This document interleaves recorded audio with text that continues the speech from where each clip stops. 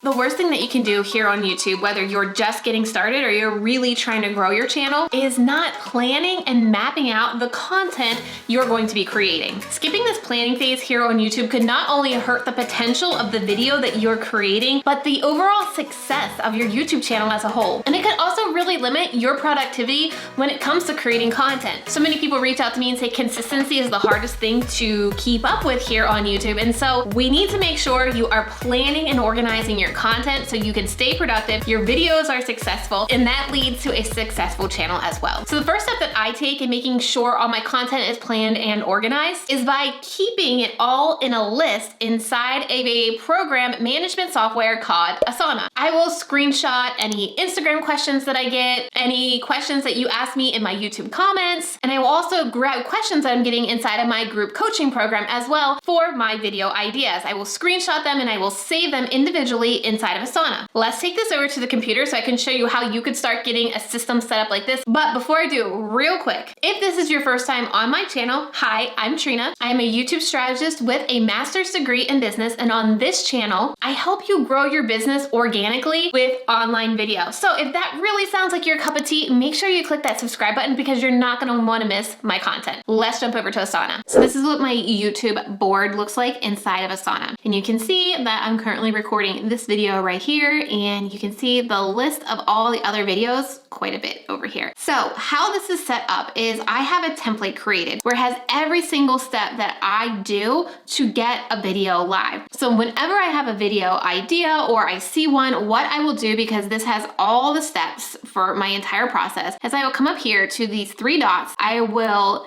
duplicate task, and I will put an idea in here. So how to be confident on camera. I will then create a new task. What I can then do is come in here and pull this task up, and if I saw, a question from a client or an Instagram post, I can then attach that right here. I can get the attachment, I can go to my computer and grab any screenshot that I had to remember that's what people were asking, and maybe even potentially show that screenshot in my video. So that's the one thing that I do here. Then you can also start to categorize what types of videos. So I might start introducing some more business videos, but I need to make sure I categorize them so I'm not making too many of them because so many of you are here to learn about online video. So what you do is you can come to your video and come up to the three little dots again, and you can add tags. From here, you can really start to color code these or label them, what kind of content bucket they fall under. You can see we actually have tags for the type of social media posts that we have. But in August, I did 4 different series of videos. You can see week 1, week 2. Let's say this was a YouTube tech series that I was doing. I just click that, I make it green, and now it's color coded green, so I can see, okay, do I have a lot of green this month, or do I have more YouTube content that's maybe red? And that's how you can really start to make sure you are changing up your YouTube strategy with different types of videos you want to be creating. It literally just makes things so organized, because then if you come to the calendar, you can start to see those videos and when they're going live. And if we give this one a green tag, again, if we came in here, we did a tag and we made it a tech series video, what you can then do is see it's going to be green. So your calendar will start to say like red, red, green. Maybe you throw in a vlog and that's a blue video, and you just get a good idea of how to plan and organize your videos. What's great is you can also take this and maybe you wanna, let's move it to this one and let's move this here. I'd rather do it that way. You can just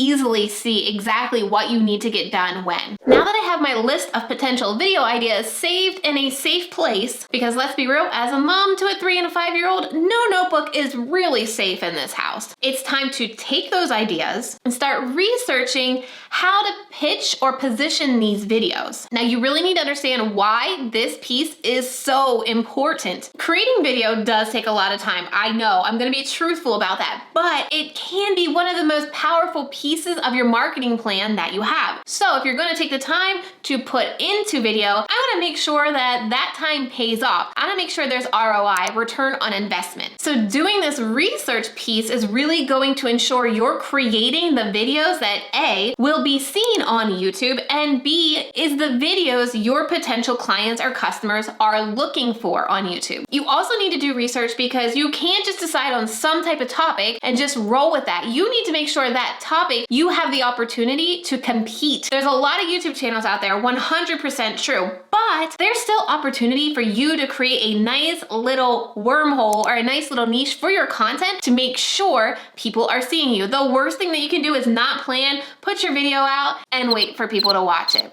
Because if you're not positioning it right, nobody's ever gonna be able to find it. And you also wanna make sure you're capitalizing on what's trending on YouTube right now. Whether that's what's doing well on your channel right now or what's doing well on other channels, you wanna take that opportunity to really piggyback on that wave of traffic those types of videos are getting. Now, the best place that I go to really streamline this entire process to me, because it can be kind of lengthy and it can take a while, but TubeBuddy has really streamlined my process and pretty much cut my research time in half. I'm still spending a couple hours researching my content, but TubeBuddy gives me all the tools to make this go so much quicker and make sure that my videos are set up for success, that they will compete, that my target audience will find them. So let me show you how I'm using TubeBuddy and what my research routine looks like. So I will take my idea and I'll start to hone in on it using TubeBuddy. Like I said, I go into the keyword explorer and let's say I'm doing a video on camera confidence. So I'm going to camera confidence. I'm going to click on this. And TubeBuddy is going to show me what the score is. So this is going to tell me, can I compete with this topic? So TubeBuddy is saying, okay, this keyword has some competition, but it's not searched enough to make it worth targeting. So how can I start pitching this in a different way that it is searched a lot? So what TubeBuddy does really great, it gives me all these video searches ideas, or go over here to video topics. So I might say, okay, how's a different way to pitch this instead of camera confidence? Like 5 tips for camera confidence is not going to do well. So maybe it's how to increase camera confidence. And again, I'm gonna let TubeBuddy give me the results to say, is this gonna be worth my time? Okay, so this one may be worth my time. You can see the keyword isn't too competitive and it has enough search volume to make it worth targeting. So what I then do is I go ahead and copy this keyword and I take it over to this video that we created. I'm gonna type in here keyword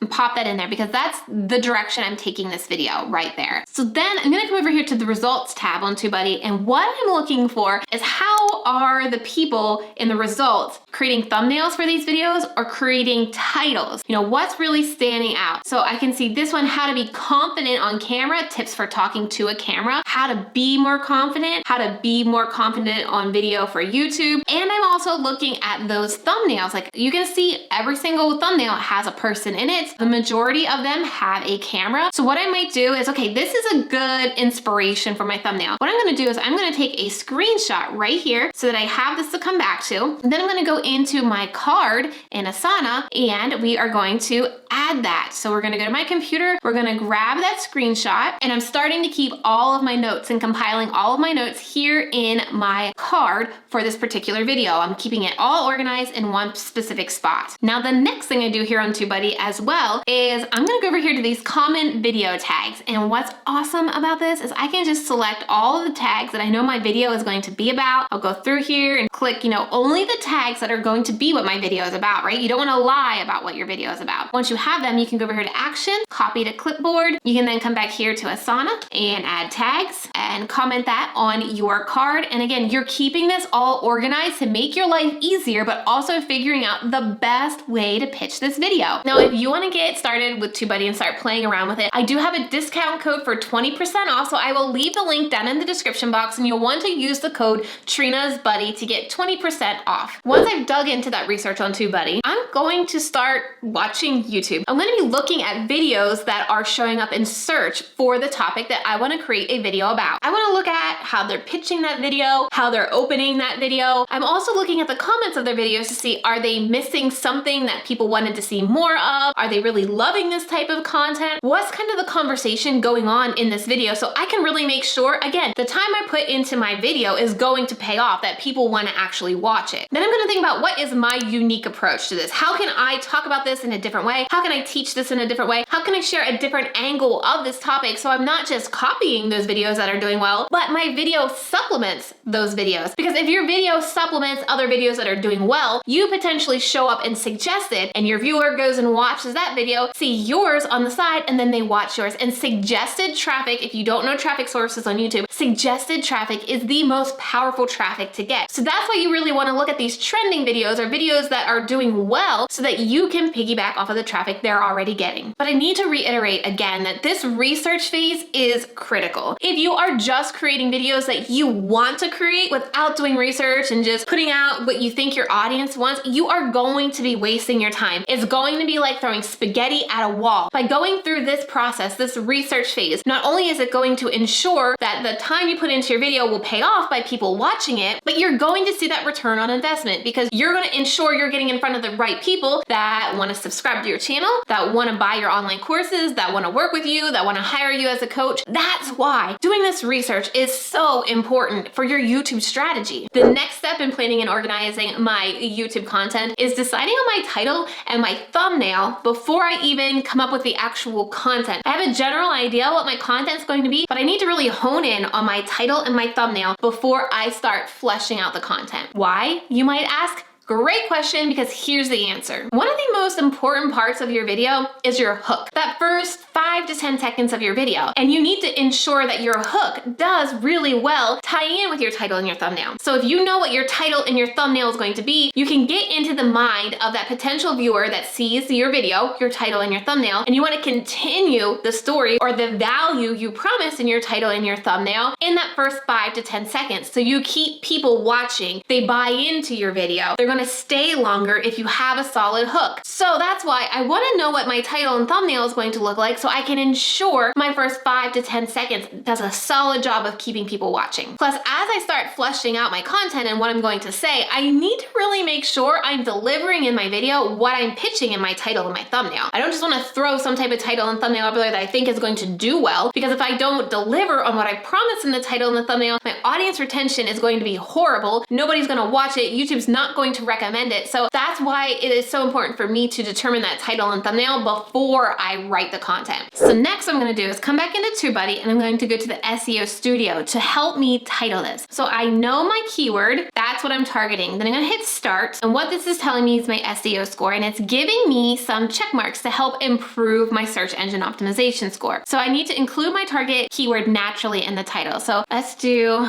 5 top tips on how to increase camera confidence for YouTube videos. All right, and you can see how immediately this makes your SE score even better. So then what you can also do is start to incorporate your tags that you had. So if you come back here and you grab your tags and you add them here. So you would fill out your description box here like you normally would. You can go to next. You can start to add your tags right in here. Again, your search engine optimization score will go up as you go through there. And then what TubeBuddy does is makes this super simple on YouTube is you can then save this draft. When you upload it to YouTube, all of this is already saved for you. So that's one great way when you are researching to get a lot done on the front end. Now it's time to actually plan out your videos. And some may call this scripting, and I've actually changed my position on how I name this. I actually call it creating your video game plan. Now I'm going to share with you how I create my video game plan and what my template looks like. But the reason why I switched from scripting to video game plan is because I personally need to back away from scripting word for word what I want to say. Otherwise, I get too nervous about exactly saying what I script. And I've seen so many of my clients and students fall into that trap as well. So instead, I'm positioning this part of the process as your video game plan. Now, in this video game plan, I'm going to show you how you plan out what you're going to say, what assets you're going to use to your video, what B-roll, which I'll show you here in the video game plan as well. But that's why it's not just the script. It's about the entire experience of the video. So let me show you what that looks like. So this is what my video game plan looks like. What I really need to understand is what is this one call to action in my video? What's the primary goal of my video? Is it to get subscribers? Is it to get people on my email list? Is it to get them to watch another video? Because you can't have too many calls to action, otherwise nobody does any action. So I always like to determine what is going to be my call to action for this video. Then there are things that I always like to include in my video to make a bigger connection with you. So things that I always include is that I'm a mom, that I'm a YouTube strategist, an MBA. Those are the types of things that I want to make a deeper connection with you. So I want to make sure I'm including that in my video. From there, you will see this is the content outline, and there are 2 columns. This is the A-roll and this is the B-roll. A-roll would be if my editor blows my face up right now, this is me talking, and this is A-roll. Now, if she takes my face away and just shows you my screen share, that is B-roll. That is supplemental content to your video. B-roll may also show you working at your desk while you're talking about how you're productive. B-roll may also show like a field of flowers if you're talking about how to de-stress, but you want to think about different things you can do to keep your video engaging. So I will always determine what my hook is here, and then I will make my intro, which is the same for every intro, and then my content points, I will use bullets. I don't write word for word, I will just use bullet points. And then you can see these are some of the text call outs that I need. I want my name called out here. I need title screen here that says step 1. I want a notebook GIF here. This is so you are planning out your video so people will watch it longer, because the longer people watch your videos, the more YouTube's gonna put it in front of more people. So this is basically what my video game plan looks like for every single one of my videos and all of my clients' videos. Moving right along, we know what our video title is, we know what our thumbnail is, we know what our video game plan is going to be, so now let's get it scheduled. You need to figure out when this video is going to go live, when you want it to go live, and then reverse engineer when you need to film it, how long you have to edit it, so you can ensure you stick to that date that it needs to go live. Because here's the secret. You're never going to put content up on YouTube. You're never going to create video content. You're never going to launch a YouTube channel if you don't put time in your schedule to actually do it. Me, for example, this is the last Wednesday of October, and I will shoot all of my November content. I also put it on my calendar so I know, no, the kids cannot be here. Yes, I need to get a babysitter for that day. No, I'm not taking any calls that day. And yes, I have my phone and all my notifications turned off so I can focus solely